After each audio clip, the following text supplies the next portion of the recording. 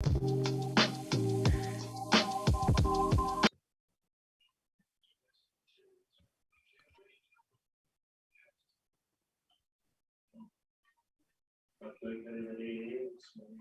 am so excited to have everyone here. Oh my goodness. So, my name is Tracy Harrell, and what's super exciting for me is that we are here. Thank you, John. We are here to change the status quo. This initiative is a life-changing mastermind series. We start with the masterminds, and today we're hosting an action and accountability session. And I've heard from so many of you how excited you were about participating in this type of work that allows us to really focus on doing the work and being accountable to each other. And so I'm going to bring in some amazing people. So you can just go ahead and bring in everyone, John, because we're going to actually start talking about our why. Why are we doing this work? So my name is Tracy Harrell. I'm president of It's All Bigger Than Me Consulting. I'm also president of the Seattle chapter of the National Black MBA Association. And at the top of the flyers, what you'll see is a logo for our leaders of tomorrow. And we have Joe Handy, who's going to be one of the individuals who's going to share his thoughts about what is his why. Let's hear from Joe Handy, shall we?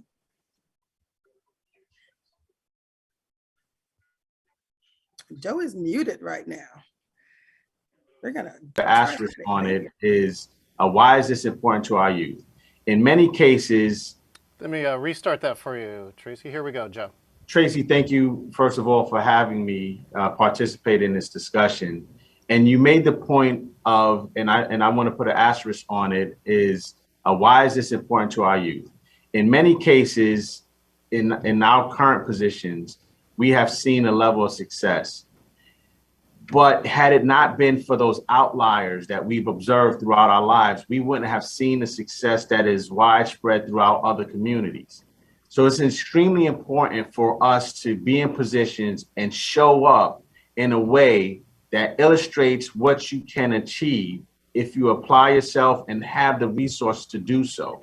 So it is our responsibility to be in these kinds of conversations, to be able to show the youth what lies ahead of them, because they are the ones that's going to impact change. We are now planting seeds, but the youth, by way of our conversations, by the way of these sort of conversations and showing up in a way that illustrates what steps that we've taken to get here, is how we nurture those seeds and help them grow and develop so that we can create this generational sort of roadmap for our community to advance. Do y'all love that? The generational roadmap. So we're here to bring forth that generational wealth of knowledge. We actually know what success looks like. So in addition to being president of the Seattle chapter, part of that responsibility is making sure that we are investing in our future, investing in our leaders of tomorrow. I'm also a certified success coach with Success Magazine. So when we call this Achieving Success, it's because we as a community have everything we need to be successful.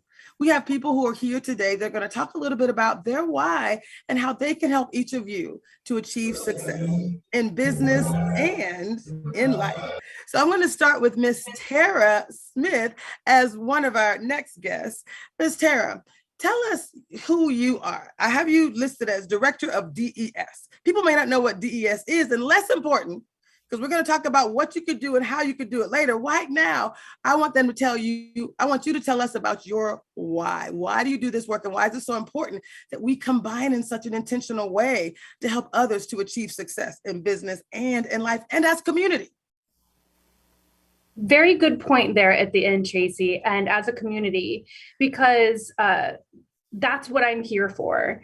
As a public servant, I feel a great deal of responsibility to taxpayers, to the community that I serve across the state of Washington. That's why I'm here. And I didn't just stumble into this work, right? I remember graduating with my bachelor's in Florida International University and looking and deciding what master's program suits me best. And when I read the course descriptions for a master's degree in public administration, it lit me up because it's so large scale, because you can have a great impact on a great number of people. And I've been very humbled by that for the 20 years or so that I've been in public service. So what do I do for the state of Washington? It is hard to explain. As director of the Department of Enterprise Services, I'm responsible for about 800 public servants who serve the state of Washington in many, many different ways. Everything from taking care of the Capitol campus that you see in beautiful downtown Olympia to what brings me here today, which is state contracting. So we have a very significant role in establishing state contracts for more than 100 different state agencies. And that's both in goods and services and design and engineering and construction. So I'm very happy to talk more about that as our conversation continues. But thank you so much for having me. I'm always so excited to be in the room with you, Tracy. Well, I love you. And you know, you're a Florida girl. I'm a Florida girl too. So I call you a sister girl all the way for the, what did they say? Jennifer Ness for the culture. For the culture. Thank you, Taj. Come on and join us, Taj. Tell us a little bit about who you are. So we have another person who's going to join us, and you're wearing multiple hats, just like I am. We brought you in to talk about Black-owned business excellence, but you're also a leader at the Seattle Credit Union. And if people are around the country, you're like, okay, wait a minute. Why am I listening to a Washington State Department of Enterprise Services and the Seattle Credit Union? Because these are the types of individuals, they're in your state, in your town too, right? You got to find the right people who are truly willing to change the status quo. And you have them, we have them. It's about really creating that true community of change. So Taj, tell us a little bit about your why. Why do you do what you do? And really focus on helping individuals and businesses to achieve success. Yeah, definitely. I've started, and thank you, Tracy, first of all, for the invitation. I'm glad to be here. I started years ago and being involved in community. I moved here almost 10 years ago, and literally the first month I was here, I was like, I need to do something in community. Got into community, drew back, put a lot of energy into work. And one morning I literally woke up, I said, I'm not doing enough. Like it's just in me. I'm not doing enough. So I went back out. I started working with certain nonprofits. And then I started diving a little deeper into community.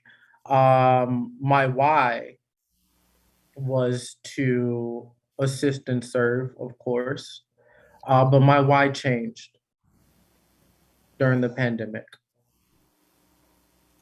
It changed because I was at another financial institution, and we were giving out PPP funds. And this is the first round of PPP funds.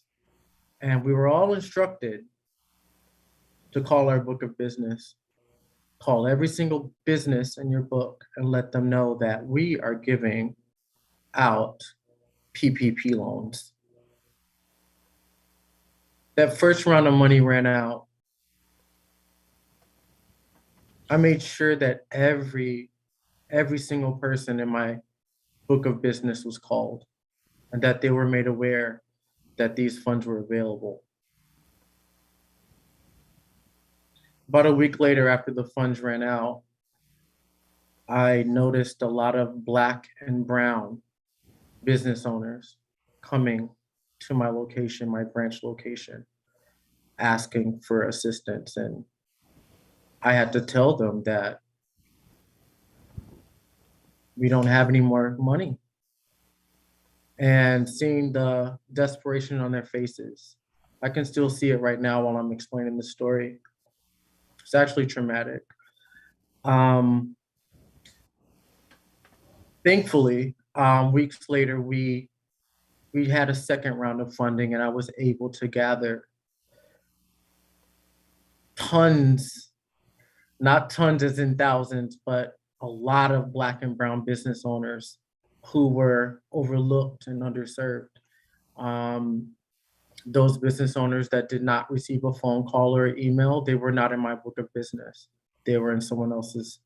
But I was able to rebrand, or I would say pivot my network. I am a branch manager and community outreach coordinator for Seattle Credit Union. I am also an executive officer for Black-owned business excellence. This is what gets me up and wakes me up every morning. That's my why. And Tracy, Thank you so much. We're going to actually talk about your what and your how in a minute, but that was so touching. When I first sat across your desk and I saw that look in your face, you were like, oh no, I can make a difference and I'm going to make a difference. So thank you so much for that. More to come, guys. You got to hear more from this guy. Miss Jennifer Ness Tucker, who writes her name as Jennifer Ness. She's like Oprah and Cher and Sting. She's like, just call me Jennifer Ness. Jennifer Ness, you're wearing multiple hats as well today. You are our Vice President of Entrepreneurship for the Seattle chapter of the National Black MBA. You're also a founding member of Black-owned Business Excellence. You're our Director of Leaders of Tomorrow. You have so many hats, so your why runs deep. Why would you share it with these people that are here today, focused on, and some of them got excited because we were focusing on masterminds and these action and accountabilities, people being able to tell them how to do this work, but to do it in community. This is your thing. What would you say to someone about why they should engage, why they should take full responsibility for not only their success, but the success of their community, others' success in their community? I think my answer is why not? Why not? If not us, then who? I love what Taj said about the fact that we can look around and see the folks in our community and the fact that a lot of these dollars are not reaching them. We read the reports. I just read that WOMBE report, and it said that Black-owned businesses receive 0.9% of the money. So we didn't even account for 1%. Okay? So this is my why. Why not? And who else? Who else is going to do it if we don't do it?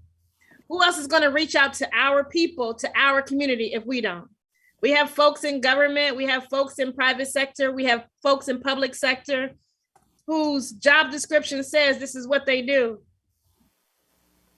But when it comes to accountability, right? Action and accountability, if we look at the actual numbers, it ain't getting done.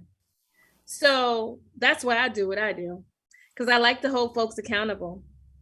And I like to get in their face and ask the tough questions that nobody else is asking for my people, for Black-owned businesses. It ain't about me.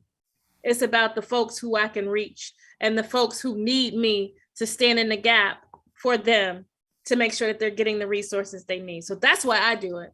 So it has nothing to do with me as an individual. It has everything to do with the folks who we are reaching through the National Black MBA Association, through the Black-owned Business Excellence, through Seattle Credit Union, through all of these different organizations that we are attached to.